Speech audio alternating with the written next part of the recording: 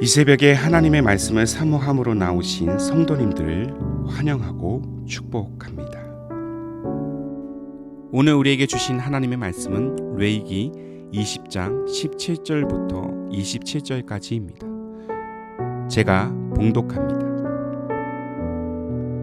누구든지 그의 자매 곧 그의 아버지의 딸이나 그의 어머니의 딸을 데려다가 그 여자의 하체를 보고 여자는 그 남자의 하체를 보면 부끄러운 일이라. 그들의 민족 앞에서 그들이 끊어질지니 그가 자기의 자매의 하체를 범하였은즉 그가 그의 죄를 담당하리라. 누구든지 월경 중에 여인과 동침하여 그의 하체를 범하면 남자는 그 여인의 근원을 드러냈고 여인은 자기의 피 근원을 드러내었음인즉 둘 다 백성 중에서 끊어지리라. 내 이모나 고모의 하체를 범하지 말지니 이는 살부치의 하체인즉 그들이 그들의 죄를 담당하리라. 누구든지 그의 숙모와 동침하면 그의 숙부의 하체를 범함이니 그들은 그들의 죄를 담당하여 자식이 없이 죽으리라. 누구든지 그의 형제의 아내를 데리고 살면 더러운 일이라. 그가 그의 형제의 하체를 범함이니 그들에게 자식이 없으리라. 너희는 나의 모든 규례와 법도를 지켜 행하라. 그리하여야 내가 너희를 인도하여 거주하게 하는 땅이 너희를 토하지 아니하리라. 너희는 내가 너희 앞에서 쫓아내는 족속의 풍속을 따르지 말라. 그들이 이 모든 일을 행함으로 내가 그들을 가증히 여기노라. 내가 전에 너희에게 이르기를 너희가 그들의 땅을 기업으로 받을 것이라. 내가 그 땅 곧 젖과 꿀이 흐르는 땅을 너희에게 주어 유업을 삼게 하리라 하였노라. 나는 너희를 만민 중에서 구별한 너희의 하나님 여호와이니라. 너희는 짐승이 정하고 부정함과 새가 정하고 부정함을 구별하고 내가 너희를 위하여 부정한 것으로 구별한 짐승이나 새나 땅에 기는 것들로 너희의 몸을 더럽히지 말라. 너희는 나에게 거룩할지어다. 이는 나 여호와가 거룩하고 내가 또 너희를 나의 소유로 삼으려고 너희를 만민 중에서 구별하였음이니라. 남자나 여자가 접신하거나 박수무당이 되거든 반드시 죽일지니 곧 돌로 그르치라. 그들의 피가 자기들에게로 돌아가리라. 아멘. 예수 그리스도를 주라 시인하고 섬기는 자들을 우리는 그리스도인이라고 합니다. 쉽게 말해 이 그리스도인은 그리스도를 따르는 자들인 것입니다. 넓게 보면 같은 의미이지만 그리스도인의 다른 이름이 있습니다. 바로 성도입니다.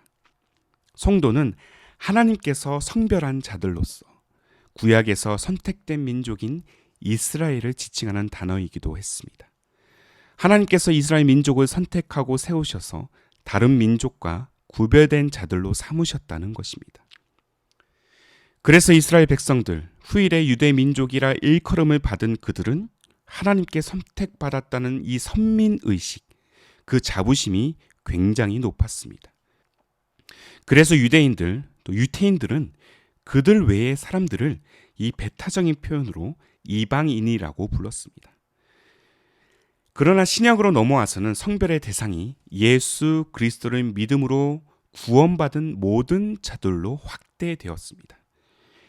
유대인이든 이방인이든 예수 그리스도를 믿는 모든 자들은 성도로 불림을 받을 수 있게 된 것입니다.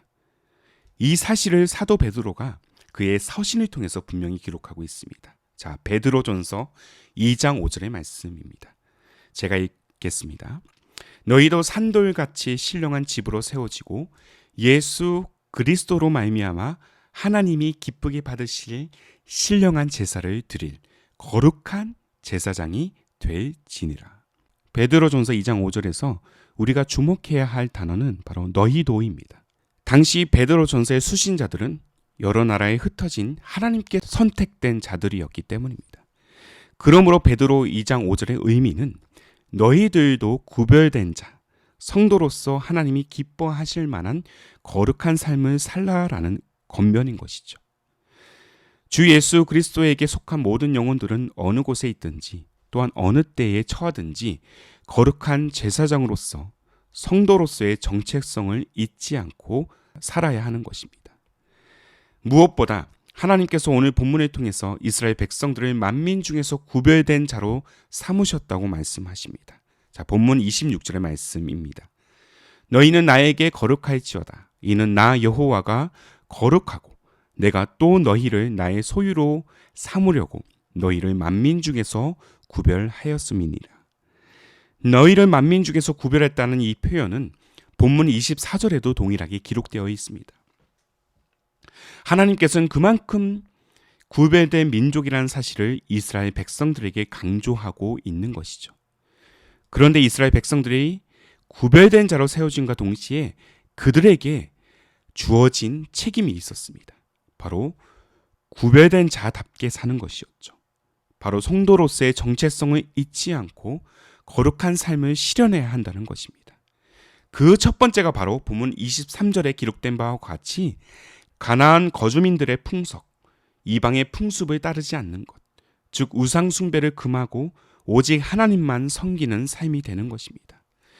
하나님을 섬기는 삶이란 하나님께서 정하신 거룩한 길로 나아가는 것, 곧 하나님의 법과 규례를 지키는 것을 의미합니다. 이방 족속들의 무질서한 삶이 아닌 하나님께서 세우시는 질서를 따라 사는 것이죠. 곧 우상 숭배를 통해 얻으려는 야욕, 그 탐욕을 제거하고 하나님 나라의 가치를 예수 그리스도를 믿는 그 믿음을 따라서 이 땅에 실현하는 것입니다. 우리에게는 성도라는 정체성이 있습니다. 질서를 파괴하면서까지 탐욕을 채우려는 그들과는 확실히 다른 존재라는 사실을 보여주어야 합니다. 인간이 누리고 찾아야 할 진정한 삶이 무엇인지를 또한 알려주어야 할 그 의무가 있다는 것이죠.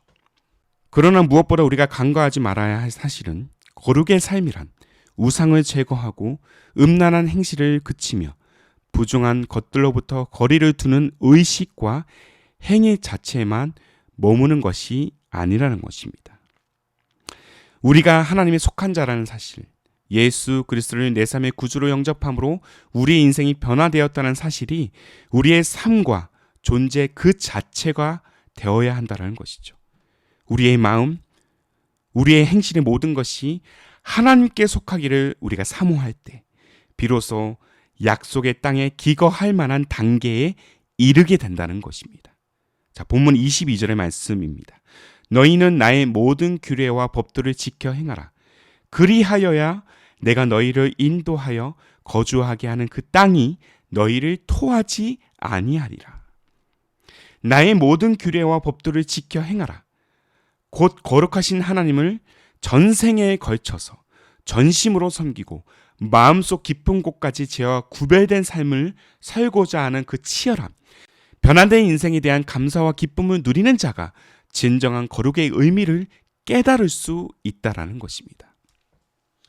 구원의 은혜에 대한 보답, 이것이 하나님이 기뻐하실 만한 거룩의 삶임을 우리는 늘 기억해야 될 것입니다. 문제는 많은 성도들이 성도의 정체성을 자주 망각한다라는 것입니다. 여전히 반복되는 죄의 습성들을 버리지 못하고 여전히 하나님보다 세상의 가치를 더 소중히 여기며 음란을 자행하고 이익을 위해서 수단과 방법을 가리지 않습니다. 입으로는 하나님을 섬긴다 고백하면서 실상 일상에서는 성도의 정체성과 전혀 상관없는 자들이 있다라는 것이죠. 우리가 잊지 말아야 할 분명한 사실은 기독교 신앙은 종교 의식에만 머무는 것이 아닙니다. 기독교 신앙은 삶을 요구합니다. 우리의 삶이 거룩하신 하나님 편에 서지 않으면 온전한 신앙이라고 볼 수 없다라는 것이에요. 예수를 믿는다고 고백은 하지만 그 고백만큼 삶이 뒷받침되지 않으면 이는 구원에 대한 진정한 의미를 모르는 것입니다. 행위가 본질이 아닙니다. 행동이 본질이 아닙니다. 거룩한 행실을 지키고 지키지 않고는 부차적인 문제입니다. 거룩한 삶을 거부하는 이 부정한 마음이, 그릇된 마음이 진짜 문제라는 것이죠.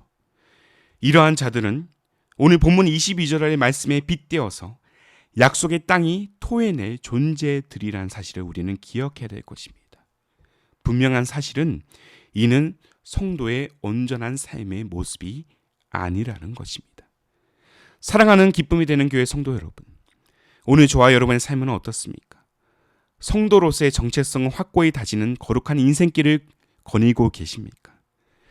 오늘 우리는 다른 무엇보다 전심으로 하나님을 섬기는 인생, 하나님께 집중하는 인생을 살고 있는지를 늘 점검해야 될 것입니다. 매일 매순간 우리 존재가 하나님으로부터 택함 받은 자들이라는 것을, 거룩한 자들이라는 것을, 또한 성도라는 사실을 잊지 마십시오. 그리고 감사하십시오.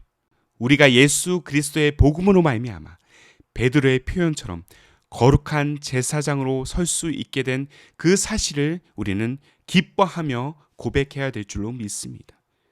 무엇보다 이 감사와 기쁨으로 성도로서 일평생 하나님만 섬기기로 결단하는 오늘의 삶이 되기를 원합니다.